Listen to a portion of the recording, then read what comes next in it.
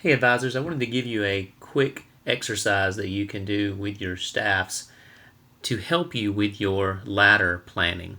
One of the first things that every yearbook staff should be doing is analyzing their ladder and spending some time putting together a good solid ladder before you design the first page. Often the temptation is to want to jump into training on the website or on the software, and actually this step needs to be done before that in order to get off to a great start. So I put together this exercise a couple of years ago, and I call it a banking exercise, and you'll understand why in just a moment.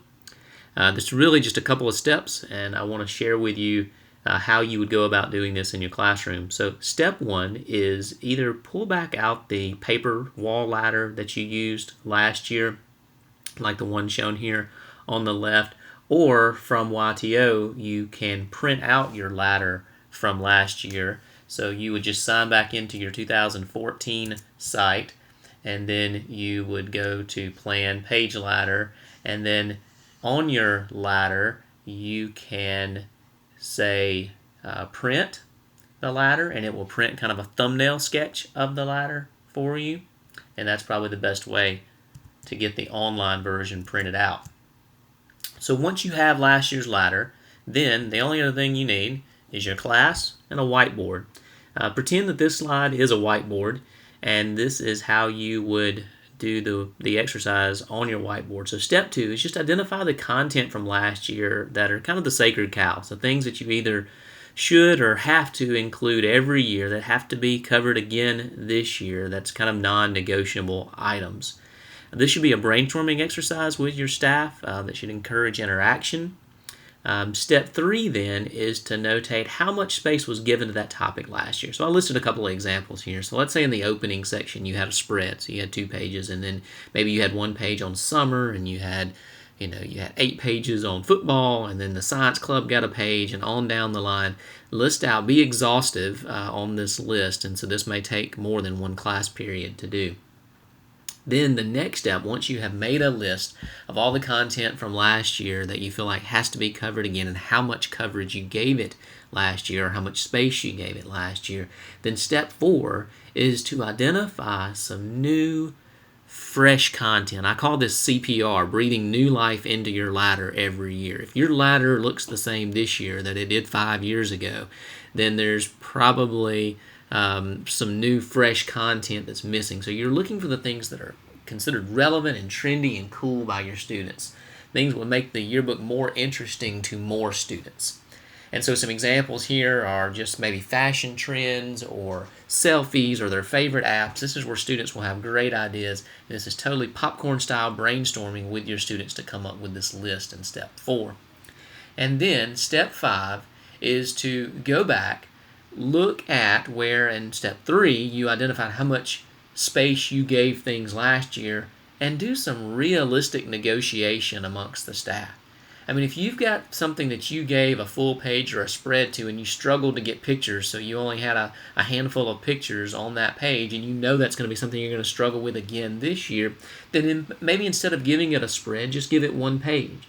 Or maybe you had some things that really were just not worthy of the space. I mean, if the science club met once last year and had pizza and called themselves a club, do not give them a half a page or a full page in your yearbook.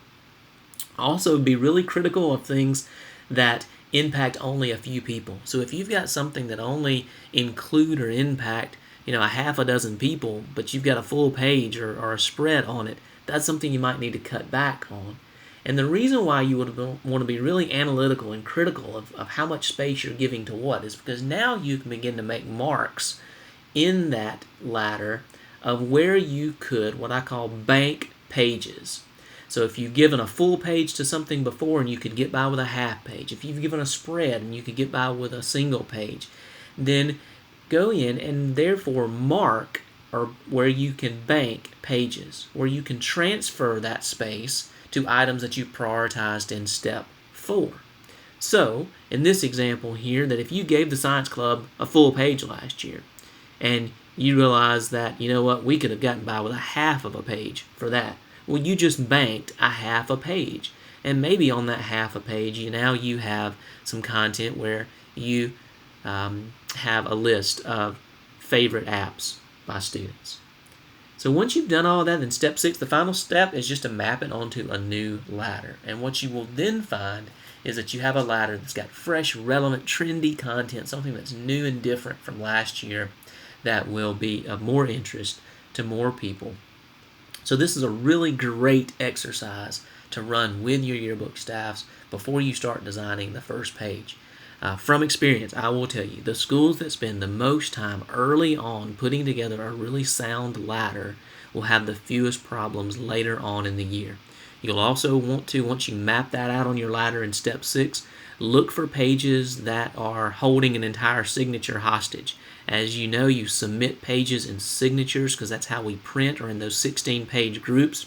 So if you have just a couple of pages in a signature that are not going to happen until February, but everything else in that signature is happening in October, then you need to move those couple of pages out because it's going to hold up that entire signature.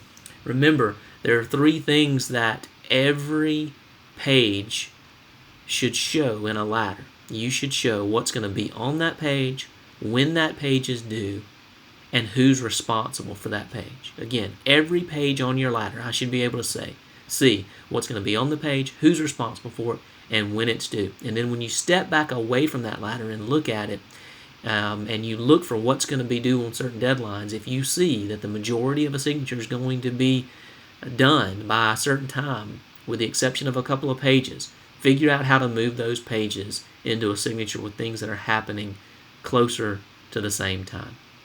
So that's it. Try this exercise and hope it'll work out well for you.